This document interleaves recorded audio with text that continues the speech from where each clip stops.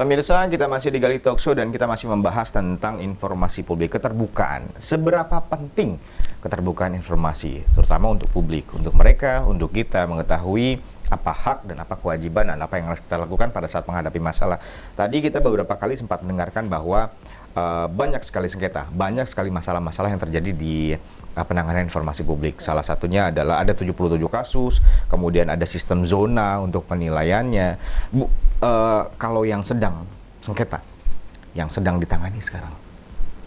Sekarang kita sedang menangani sengketa dengan antara salah satu LSM nasional dengan pemerintah Provinsi Kalimantan Barat. Itu yang sedang ditangani sekarang. Cukup alot?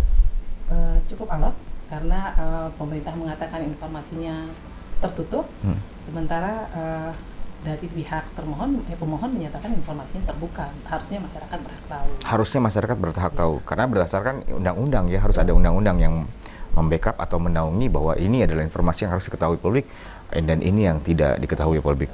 Dan terkait masalah penanganan sengketa tersebut hal yang paling mungkin yang paling susah untuk Ibu tangani yang sampai sejauh ini di 2 periode ini, apa mungkin hal-hal yang pengalaman yang terjadi dalam penanganan sengketa tersebut?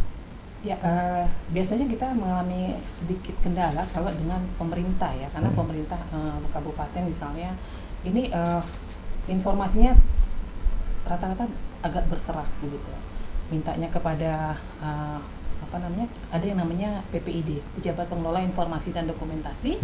Ini dibentuk supaya semua informasi bisa didapatkan secara terpusat.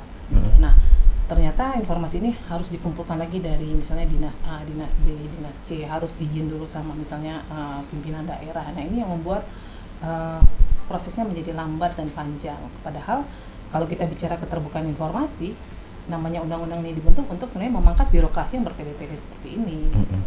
Nah, itu sebenarnya menjadi hambatan sehingga ketika di persidangan Komisi Informasi dia harus melapor dulu, harus dirapatkan lagi dulu. Yang hadir dalam persidangan pun tidak 100% bisa mengambil keputusan. Apakah selalu pada saat sidang selalu menang?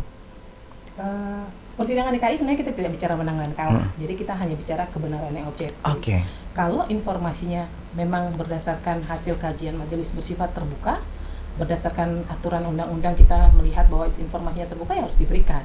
Putusan Komisi Informasi selalu menyatakan harus diberikan. Tapi kalau informasi yang sifatnya tertutup, Komisi Informasi juga akan melindungi. Nah, kita salah satu contoh kasus, kita pernah menyidangkan Bupati Sintang, ya, ini terkait dengan permohonan informasi yang diminta oleh salah satu NGO.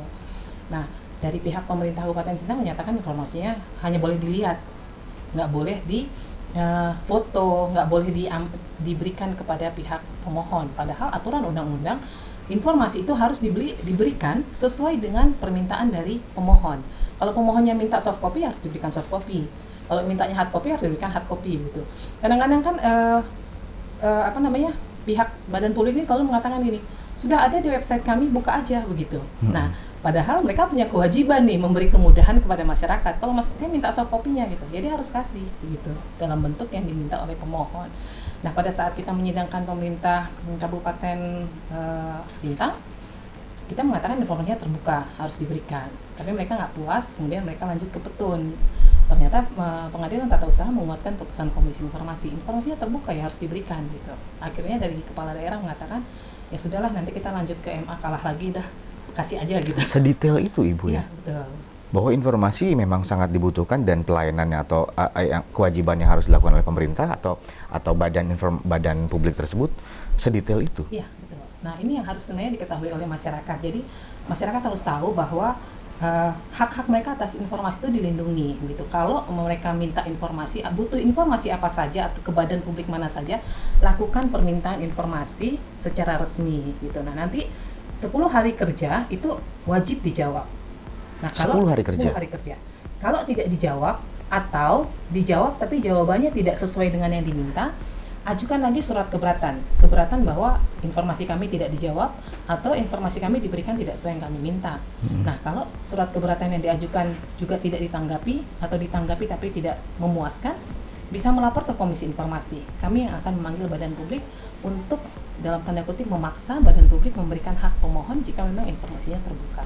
Bu, untuk pemohon yang akan meminta atau membuat pengaduan, mekanismenya seperti apa? Kita tahu bahwa mungkin masalah-masalah banyak, tapi mungkin beberapa orang, masyarakat atau pemohon merasa bahwa caranya gimana? Saya kan tidak tahu caranya untuk mengakses ke Komisi Informasi, atau mungkin apakah ada mekanisme khusus untuk membuat pelaporan atau pengaduan terkait masalah yang mereka hadapi, informasi yang gagal mereka dapatkan dari badan publik? Ya, bikin surat saja, surat biasa saja, perihalnya permohonan informasi, ajukan ke pejabat pengelola informasi dan dokumentasi, dinas terkait atau badan publik terkait.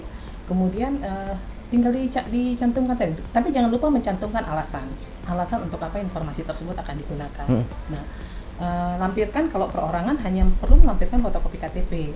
Kalau dia LSM, nah ini yang harus menjadi catatan nih, karena kita tahu bahwa banyak LSM juga yang mohon maaf dalam tanda kutip abal-abal gitu ya. Nah, untuk LSM yang boleh meminta informasi adalah yang terdaftar di Kementerian Hukum dan HAM. Yang boleh? Yang boleh. Jadi kalau dia hanya terdaftar di Kesbangpol, ini tidak masuk hitungan. Karena yang dianggap resmi adalah yang terdaftar di Kementerian Hukum dan HAM. Oke. Ini menarik pemirsa, bahwa ada beberapa hal yang mesti kita ketahui tentang masalah informasi publik, pengaduan, mekanisme dan seperti apa, pembuatan surat dan bagaimanapun itu harus kita ikutkan. Mungkin tidak seribet yang dibayangkan ya. Kalau misalnya kita tahu bagaimana cara mekanismenya, penyampaian seperti apa, dan apa syarat serta kewajibannya, itu tidak seribet yang dibayangkan. Yang pasti informasi publik berhak diketahui oleh publik. Badan publik yang berhubungan dengan publik dan juga mendapatkan dana dari luar negeri dan lain-lainnya, kita berhak untuk mendapat informasi yang ada di dalamnya.